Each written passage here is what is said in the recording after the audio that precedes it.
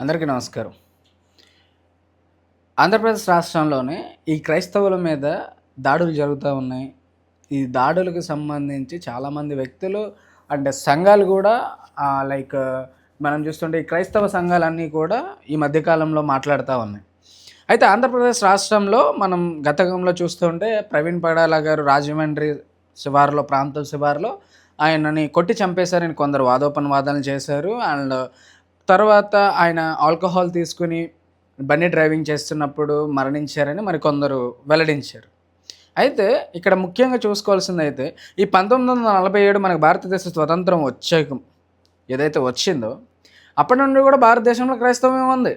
అంతకుముందు నుంచి ఉంది, ఇప్పుడే ఉంది.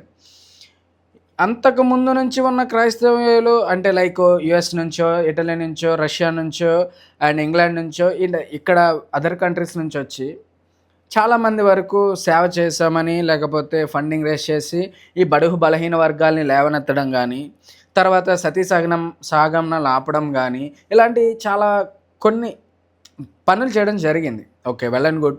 అయితే ఇప్పుడు ప్రస్తుతం ఆంధ్రప్రదేశ్లో మొన్నటిదాకా చర్చిలు పడగొట్టారన్న వివాదంతో హుండీ నియోజకవర్గంలో చాలా హడావుడి జరిగింది.